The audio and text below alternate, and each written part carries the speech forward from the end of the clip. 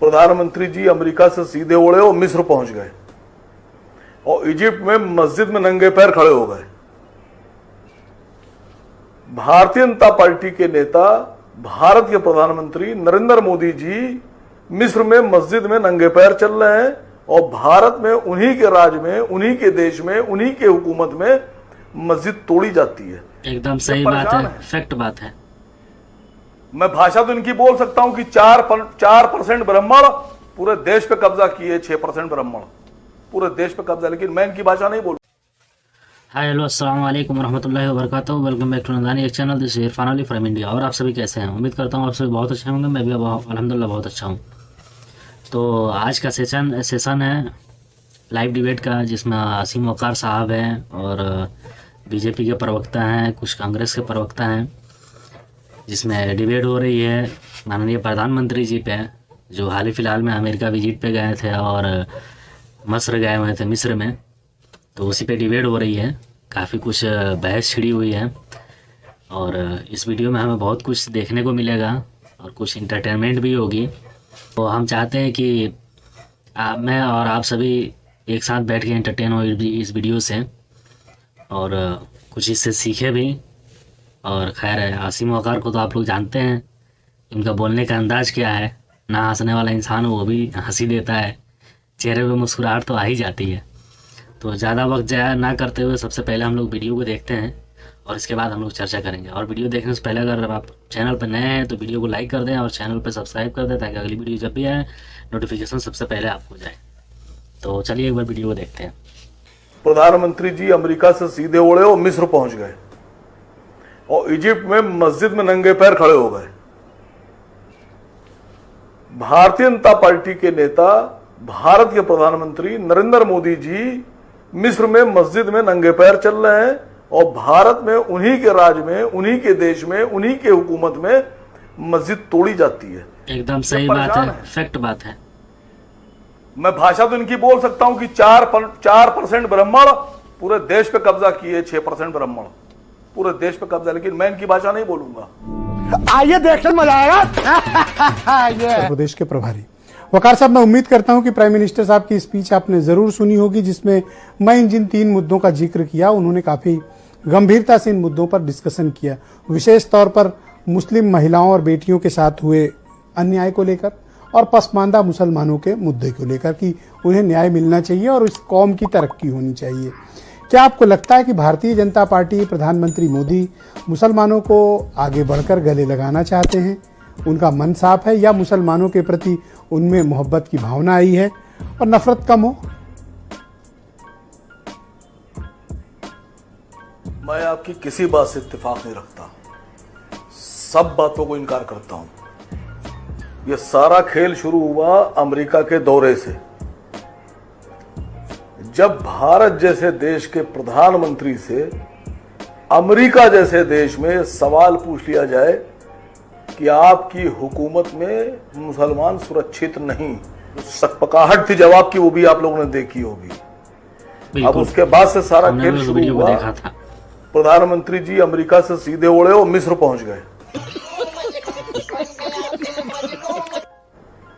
और इजिप्ट में मस्जिद में नंगे पैर खड़े हो गए। भारतीय जनता पार्टी के नेता, भारत के प्रधानमंत्री नरेंद्र मोदी जी मिस्र में मस्जिद में नंगे पैर चल रहे हैं और भारत में उन्हीं के राज में, उन्हीं के देश में, उन्हीं के हुकूमत में मस्जिद तोड़ी जाती है। ये सब सही बात है। यूसीसी पर आप बात कर रहे हैं, भारत के प्रधानमंत्री अमेरिका में कुछ बोलते हैं, मिस्र में कुछ बोलते हैं। उनको बहुत फिक्र है मुस्लिम महिलाओं की कि बेटी, मैंने स्पीच सुनी कि जब बेटी की शादी होती है और 10, 15, 20 साल के बाद उसको तलाक दे दी जाती है तो उसकी भाइयों पर, उसके पिता पर क्या बीतती है।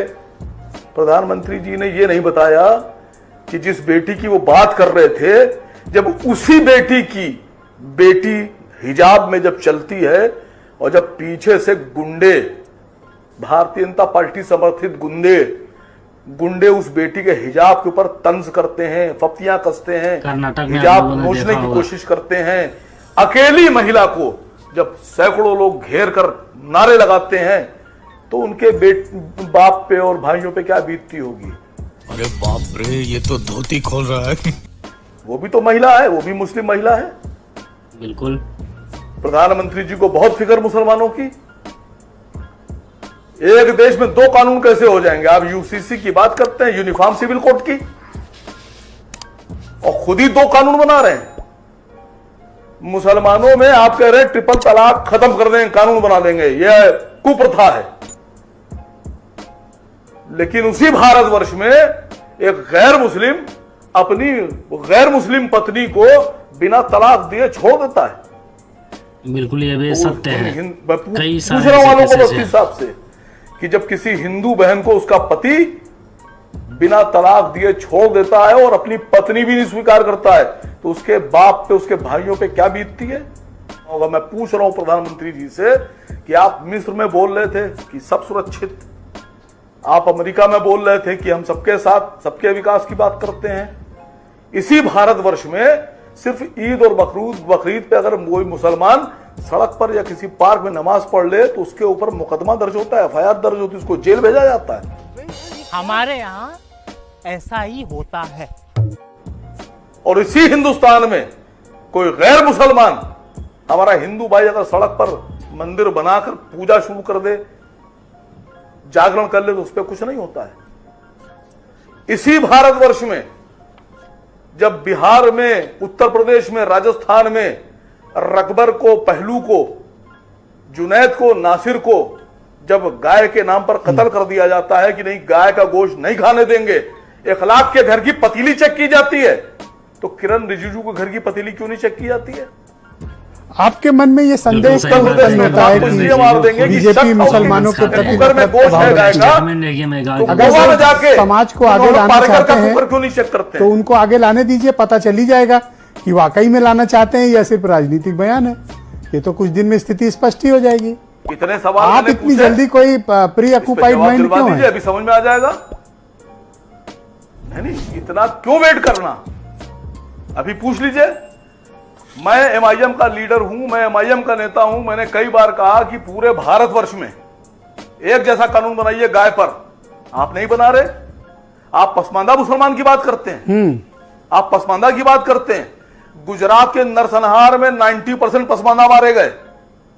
अलीमुद्दीन अंसारी पसमानदा, तबरेज अंसारी पसमानदा, इखलाक पसमानदा, जुनैद नासिर पसमानदा, पहलू खान पसमानदा। लेकिन आपने आलोक अवस्थी की बात सुनी, उन्होंने बाप रे, ये तो धोती खोल रहा है। उन्होंने कहा कि जो शादियां होती हैं उसमें बड़ा भेदभाव होता है, मुसलमानों में बड़ा जातिवाद है और बड़े लोग आगे नमाज पढ़ते हैं, उन लोगों को पीछे पढ़ाया जाता है। काफी भेदभाव का ये जिक्र कर रहे थे। ऐसा है? बिल्कुल गलत बात है, ऐसा कभी नहीं होता है। अपने विश्वास में तो मैंने कभी ऐसा नहीं देखा। मैं भाषा तो इनकी बोल सकता हूं कि 4% ब्राह्मण पूरे देश पे कब्जा किए, 6% ब्राह्मण पूरे देश पे कब्जा, लेकिन मैं इनकी भाषा नहीं बोलूंगा। हमारे यहाँ एक अंसारी भी इमाम हो सकता है, मंसूरी भी हो सकता है, कुरैशी भी हो सकता है, राइन भी हो सकता है। वीडियो को आप लोग देखे हैं। वीडियो में ये बात जो अभी आखिर में बोले हैं कि जो नमाज पढ़ा जाता है तो उसमें भेदभाव किया जाता है कि बड़े लोग आगे होंगे, छोटे लोग आगे। सबसे पहली बात आपको मैं बता देना चाहूँ कि मुसलमानों में बड़ा और छोटा कभी कोई नहीं देखता है, खास करके तब जब नमाज पढ़ने की बात हो। कोई बड़ा से बड़ा इंसान है ना, अगर मस्जिद में पहले चला गया, पहले सफ़ में अगर बैठा है तो कोई उसे पीछे उठा के नहीं कर सकता है।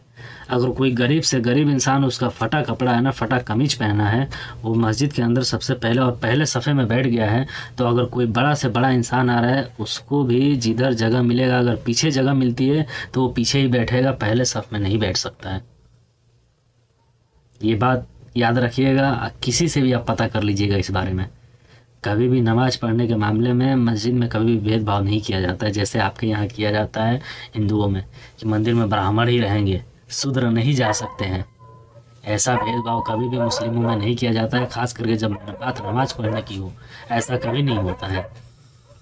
ठीक है। और बात रहा सब कुछ सुरक्षित है, सबको लेके चलने वाली बात है, तो इस देश ने गुजरात भी देखा है, नरहन जो गुजरात कांड हुआ था, गोधरा कांड, वो भी देखा है इस देश ने ये भी देखा है कि बलात्कारियों को कैसे रिहा किया जाता है और बलात्कारियों को इस देश की औरतें कैसे माला पहनाती हैं, इस खुशी में मिठाई खिलाती हैं।